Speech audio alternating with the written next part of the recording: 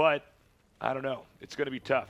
All right, speaking of that player, in the center right starting location, we have the best Zerg in the world. His ID is DRG. On the far left side of the map, in the exact opposite starting location, we have the two-time MLG champion. He's now up 1 game. Is it true that history repeats itself? He's Marineking. Well, Tasteless, you know what? Yes, it is, because he's already won 2. But yeah. Does it repeat itself twice? That's the question. We're going to find out, Artosis. Good. Wow. Can we choose our own futures? That's the question that DRG will answer for us, Tasteless. Yeah. He is right now, it's so funny because it would be the 2, I mean, Marineking Prime already won 2 MLG finals against this exact same person. Yeah. So we're getting to see, I believe, possibly the best rivalry in StarCraft 2 history to date. I know, man. We should call it the deja vu rivalry. It's just MLG finals over and over and over. MKP always seeming to take it and always mixing in a lot of builds in the process. We don't see him just doing the same thing over and over. All right. What strategy is Marineking Prime going to do? Both players have now proven at this MLG that they're capable of all sorts of different openers. Yeah. And different strategies, different timings. They've proven that they don't fit some simple archetype of what it means to be a pro gamer. That is so correct, Tasteless. You know, DRG, a little bit more stable with his strats, but, you know, that's, of course, because he kind of has to be as a Zerg player. You know, he has to play a little bit more reactive, a little bit more macro-based. But I'd love to see a little bit of cheese as well. And, in fact, this opening that we're seeing, the hatchery into gas, into pool, is something he just used in the previous series. And what he did was he got his speedlings out, stopped scouting, and against Ganji, who had gone for Reactor to Hellions after Expand into Banshee, he just ran into the natural, killed all the SCVs, killed the bunker, killed the Marines in it, and killed some Hellions. And it really was a nice opener for him. Now, Marineking plays very similar to Ganji a lot of the time. It's a similar build. It's not always into the Banshee, but I think that this will hold true as well. Normally, Marineking doesn't get his bunker as quickly as Ganji did, so that would make it even more dangerous.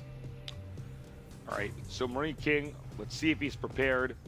Note he is making the backup wall in over here, because obviously he's probably going to wall in again at the bottom. Yeah. Sandbag Second line sandbag line, man. It's a good idea. All kings must die, Artosis. Not Marineking, Not Tasteless. Marineking, no, that's true. So I don't know where you came up with that idea. I don't know. I must have heard that somewhere crazy. So we have the second wall in that can block. But he will have another wall in down here at the bottom, where the Marines are, to block as well, right there. Well, by the way, Adabisi's been doing a great job observing. We really appreciate it, Adabisi. You're great. Yeah. Let me tell you something, because I've casted before and had to observe, and it's hard. That's when my brain stops working. Yep. It's very nice to have him here, Tasteless. Yes, and absolutely. To always get to look down and stare at the side of his head. So yeah, we can stare at him also while he's doing this, and I can judge him as he's trying to play the game. All right, so 2 factories here. Now, will we see Blue Flame Hellions? I think we will. Yeah, most likely, unless he wants to go double Reactor Hellion, which is a good build as well. It's something he's used against DRG in the past. Now, MKP does have those 3 Marines in the bunker, and in fact is going to go for that Tech Lab. So he is going to go for that similar type of build as last game, but DRG making a lot of speedlings right now. Let's see. He has made a grand total of 20. You know, if the Ling is going to go surround, Marineking is going to die, but if Marineking actually just positions his Hellions right, I think he should be okay. By the way, DRG taking a 3rd. Now here's where it gets scary. He's going to go out in the middle of the map. Yeah, his Hellions are going to be way out of position. Here we go! Surrounding that bunker. Doesn't want to go up into the main base. Instead, just killing this off, and then he should be able to get SCVs as well. Now, as the Hellions pop out, then he could be in trouble. All right, 2 more Hellions coming out here.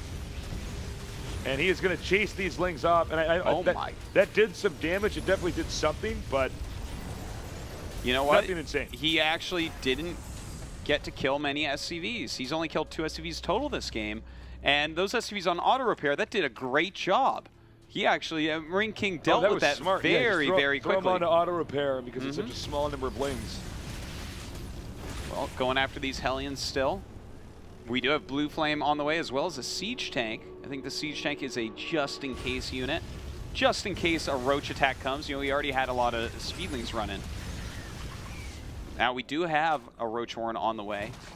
But I feel like that might be a somewhat defensive Roach Horn for now because he is taking that 3rd base. And, you know, obviously against 2 factory Hellions, Zerglings aren't going to cut it for long. The Blue Flame upgrade is like a half second away from finishing here.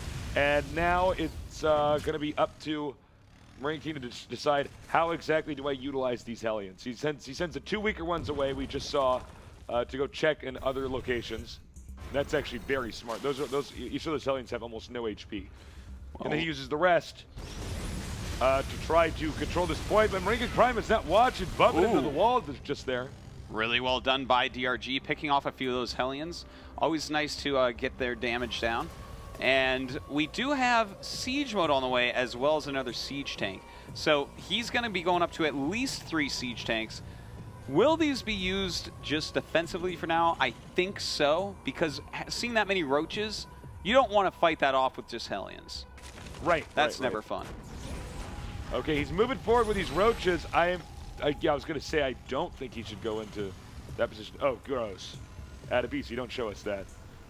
All right, now we have Hellions coming out here now with Siege Tanks.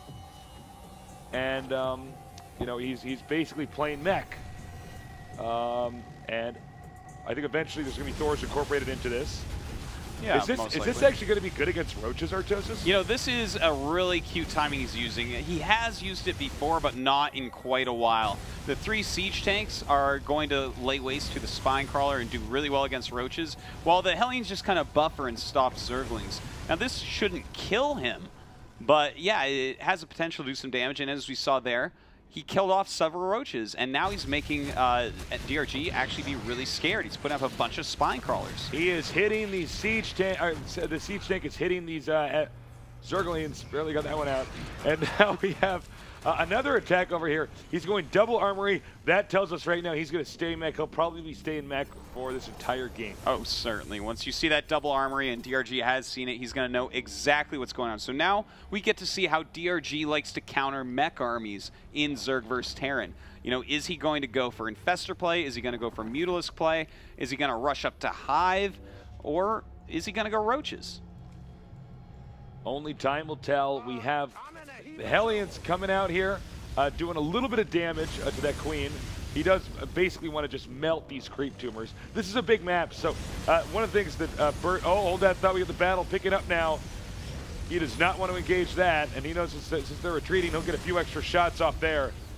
He's got to be careful. Now, if DRG can surround and kill that army, it's going to be very painful. You don't want to lose any Siege Tanks when you're going mech. They take a very long time to build. They cost a lot of money as well, so that would slow him down immensely if he were to lose them. And in fact, I think he's going to Tasteless. He may have overcommitted here a little bit. The Hellions, though, cleaning those Lings up. And the Siege Tanks are going to micro very nicely against these Roaches. Nice Siege Tank control, but it doesn't matter now. Zerglings will come in here and clean up the rest of these Siege Tanks. And look at that. Beautifully done by DRG, trapping these Siege Tanks on his side of the map. As soon as you start losing a big clump of Siege Tanks, you're in a lot of trouble with mech. All right, back to what I was saying earlier. He wants to get this creep out as far as possible because this is such a big map. It's a serious burden on the Zerg to try to get it that far out. Even to get it halfway out is so freaking hard. Well, right now, Thors and Hellions are the name of the game. The Roach is going to have to run away here. He is upgrading them pretty heavily, and nice micro as well, just trying to reduce the numbers of the mech army. If he can actually kill things like Thors or kite Hellions a little bit, it's good for him. But right now, Marineking's micro proves to be a little bit better. All right, he's going to land this expansion over here. Right now, the vast majority of this game has been Marineking having massive success in every little engagement that they have. But DRG is getting to that scary point. He's at 175. He's so close to being maxed. And this is when we really see DRG do the attacks that usually win him games. Tasteless, he didn't get roach speed. I think he just straight up forgot it because he should have gotten it by now. If he was going to continue to make roaches, I was okay with it not being there before, but he just made a ton of roaches, and he's going for a drop. I'm loving this, Tasteless. This is one of the best ways to deal with Mech. Absolutely. Mech is not mobile. I mean, you could just get into his main, hit some factories. Always less factories than barracks when you're going Mech compared to when you're going bio. So this is going to be a great way to stifle, everything for a Marineking right now. A great move indeed, targeting some of these add-ons. And MKP is going to have to be very careful how he uses this. And DRG should be noticing he doesn't have roach speed. Yeah, he actually has it researching now. But if he had roach speed, he would have just destroyed these tanks so easily. Instead, he loses a ton of roaches, still kills them, but it wasn't as clean and easy as it could have been. All right, the Thors and the Hellions are coming out now. Marineking actually starting to get into a pretty tough situation because, he got that drop that hit him pretty hard. The Thor's now attacking multiple locations at once, creeps in his base. That's right, those overlords. They're making a mess. They are certainly making a mess. Very rude of them, but DRG doesn't care, continuing to harass with his roach drops, and he's in just such a great spot. Look at this, 127 supply to 200. More and more roaches rallying across the map. Roach speed and +2 attack going to finish very soon. Okay, more roaches coming down here. DRG, this is what DRG does. He attacks in multiple locations at the same time. He splits your army up, he splits your focus up, and most of the time it results in a win for DRG. We're going to see if Marineking Prime can hang on, because this is going to be, it's going to be anywhere from 5 to, 15 minutes even of just constant counterattacks as Marineking just tries to hang on. Well, look at this. He's trying to draw the units up into the main base, and he's doing it very well as roaches go into the third at exactly that moment. 2 command centers being built, going to have them both canceled. In fact, one dies, and now he's going to go down here and just destroy the economy of Marineking. As you can see here with the Hellions and the Thors, that the roaches are now trapped. That's not even clear. It's not even clear if that really matters at this point in time. Marineking's economy is in shambles. There's actually another drop going on at the main, but we're going to see the aftermath of that. But over here, yeah, you can't even trap him. We actually may see Marineking tap out here. This is... Well, he should be so tasteless. Down. Yeah, it is a maxed out Zerg to 72 supply Terran. Yeah, he is doing so well. He's got a huge bank. He's sitting around maxed all the time. Double Spire going on, switching into a lot of Mutalisks, realizing that after killing those Thors, why would you remake Thors? You're playing against Mass Roach, right? Well, he's going to be making a lot more siege tanks, so these Mutas going to do a great job, despite the fact that the Thors are 2-2. Okay, watch and learn, guys. It's called tech switching, and it's what DRG is doing right now, throwing off his opponent. And look, I think this is, in fact, the killing blow. And that'll put us here at 1-1. GG. Wow, excellent play there by DRG. I especially loved the fact that he went roach drops. It's something we don't see players do enough against Mech. But QXC, Sheth, what do you guys think about that game and DRG tying up the series? At the beginning, there was something that was amazing. Like we actually both knew what the person of our race was going to do. Whenever I saw the no scout from Dongraegu coming, and then that early gas, I knew that would be just a perfect build against MKP with the way he's been playing. It worked out really, really well because the Hellions go around the top path, the Zerglings come around, and even with that one bunker, you couldn't repair it because it was so far in the front because Terrans are used to building their wall with it, but in this case, it would have been so much better to have it back a little bit, but you can't really know it. It's the beauty of both these players. They have so many good different builds. I really liked the drop play from Dongraegu, especially with the mass slow roaches. I thought that was pretty funny to watch. The great thing about that drop was not only does it occupy Marineking's attention, but it also disrupted his production by so much. His factories were tied up. I think he even lost a factory. And he wasn't able to kill those rocks between his natural and his third, which made defending the third a little bit later in the game way, way more difficult. Yeah, he was taxed all over the place, trying to run back and forth, stopping the drops and all that. And You know, that one attack early on with the Hellions and the 4 siege tanks, the first little push where you killed a few roaches and then ran away, I loved that. But the second attack, I felt right there. I was like, oh, you're already playing from way far behind losing 4 tanks like that. Yeah, definitely. It's snowballed pretty hard.